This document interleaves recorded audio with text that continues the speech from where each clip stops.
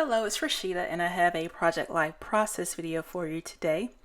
I am starting out by using a Becky Higgins Design X page protector, and what I'm doing now is going through this 6x6 paper pad by the Soho Garden collection, or from the Soho Garden collection.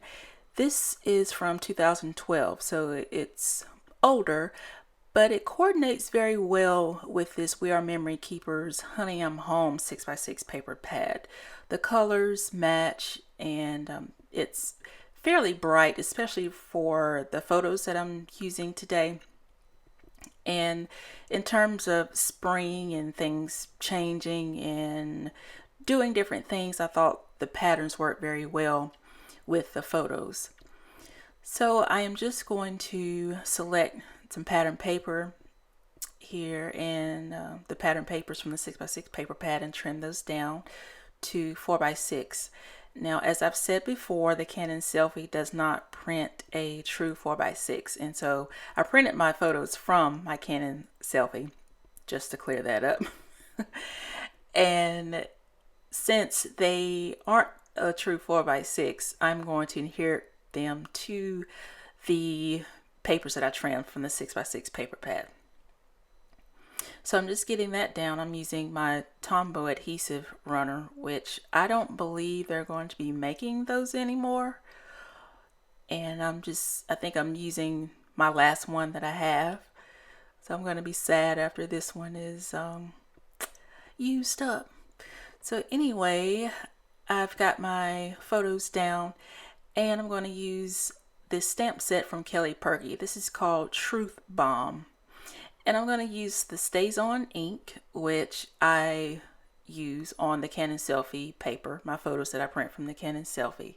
And I'm going to try this once or twice, and I'm not going to be very successful at it. I think I need to re-ink my StazOn, but nevertheless, I'm going to give it a go.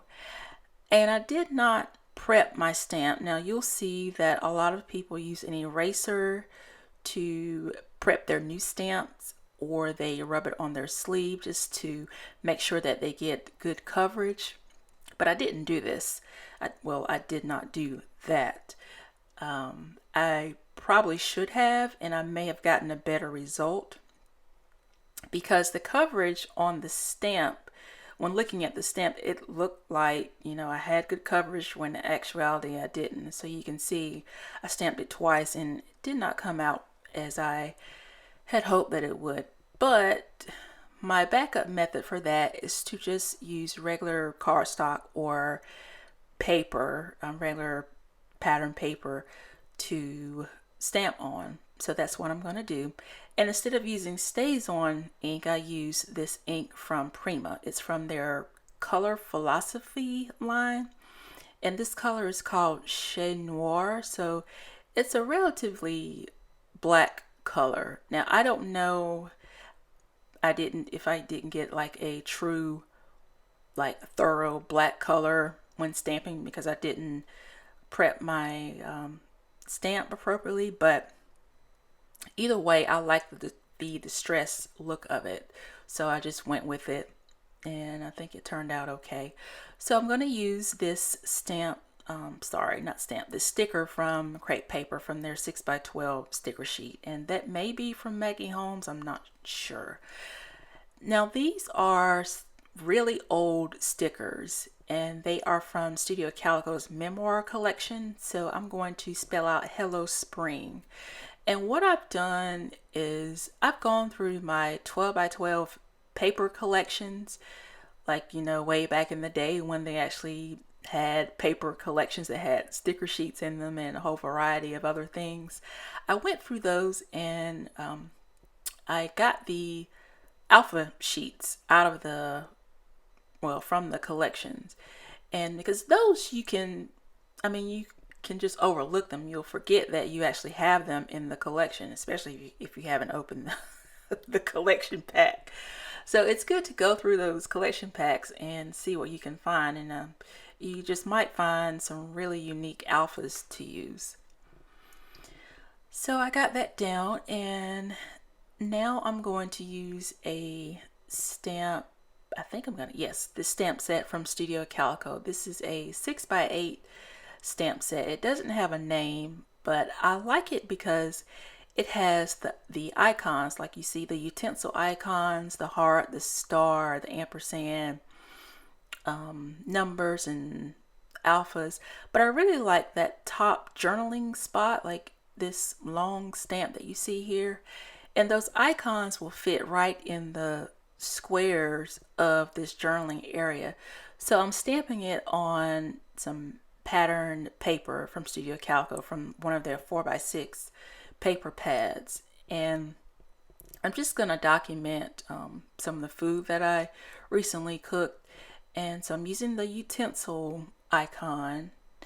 And now I'm going to get, I think I'm going to get Allie Edwards' story stamp. Yes, this is from her recent story stamp, monthly story stamp from April, I believe. And I'm going to use the stamp that says eating. And so it's really nice that you can coordinate different stamp sets. So this one with the Allie Edwards stamp and this one from Studio Calico, it works, pretty good. And I'm stamping the icon from the Allie Edwards stamp set in there. That's like a little Dutch oven is what I call it. And I'm going to stamp yum inside the little Dutch oven. And then I'm going to trim it out.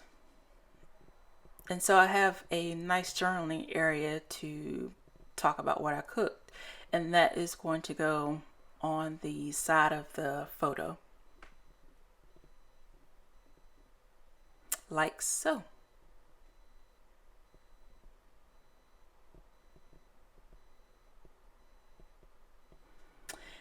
And so I'm going to use these label stickers from Martha Stewart. These I picked up recently from Tuesday Morning.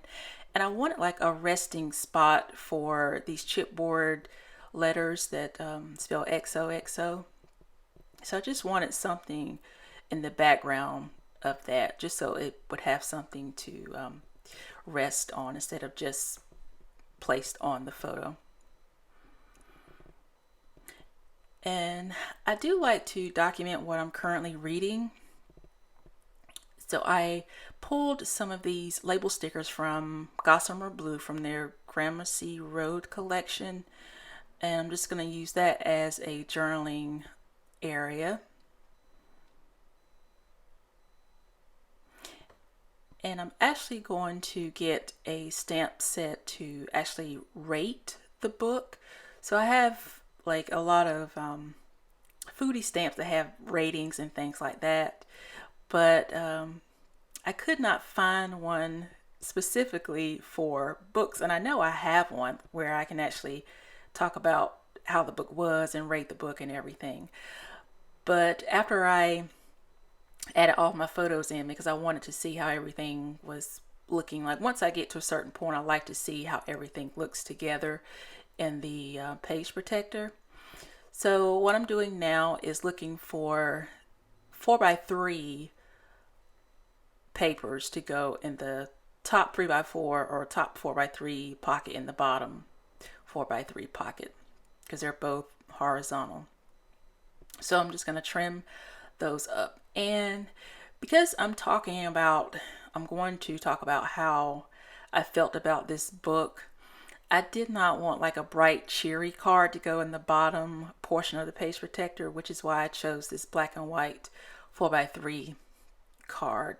Because if you read the book, I mean, you'll understand why you wouldn't necessarily want to like have a bright cheery card to discuss the book, even though there's good things in the book, but it's really about the story of Rosemary and different things that affected her outcome. So this stamp is from Simon Says Stamp, and I think it's called To Thine Own Shelf. It's a book related stamp, but there was not like an actual review stamp, like a star rating stamp. So that's what I really needed to look for in my stash, and I wanted to use that label punch, but I ended up die cutting one from this Tim Holtz Finlets set. And so now I can actually stamp True Story on this die cut. And I could have used the label punch, but it would have cut off the end of the True Story, like with the period at the end. And I really wanted that period at the very end to kind of emphasize what my journaling is going to be about, which is basically about how I felt about the book. So I'm looking for like a star stamp or a rated stamp, and I went through my Studio Calico stamps, and this one is from One Little Bird for Studio Calico, and it does have a couple of stars, and it has a "This Was" stamp. So I'm going to stamp "This Was" and then the stars, and that way I can give it a rating, and then I can journal below that.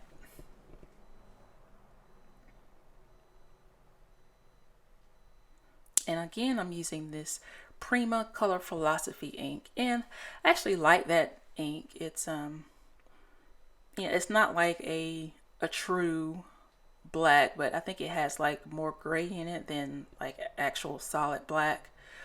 But I'm not using Prima stamps with the Prima ink, so that might make a difference. I'm not sure.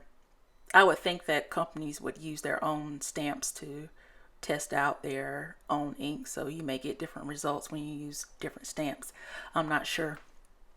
But anyway, this top 4x3 card, I wanted to use that chipboard piece I said today, but I didn't want like a lot of prominent alphas and chipboard pieces at the very top, because I have Hello Spring and XOXO, and I stamped Enjoy This on the other photo, so I didn't want all of that large formatting at the top of the page protector. So to break it up a bit, I added a chipboard piece of flowers, and I like that much better. So also I found this chipboard book, which I thought was very fitting for this card, so I'm going to put that down. And I'm looking for other things to add. And I am going to do my journaling in a second. So yeah, I'm getting ready to do some journaling now, and I cut some of this out because I know you didn't want to just sit and watch me journal, which is why I didn't bother to turn this the opposite direction, which is why you're looking at it upside down. But I'm just journaling about the book, and then I'm journaling about the lady who does a great job with my mani-pedis. And I'm just going to finish all that up. And now I'm using the Chamel, I think they're called wooden buttons. This is from her recent collection called Little by Little. And you know, I do like to add things on the outside of the pockets every now and then. So these are great. I mean, it's a great way to use up these little odds and ends, and they're no more dimensional than like a flare button. So if you can handle a flare button on the outside of your page protector pockets, then these buttons would be like the same dimension. So that's it. Thanks for watching, and thanks for spending time with me today. Bye bye.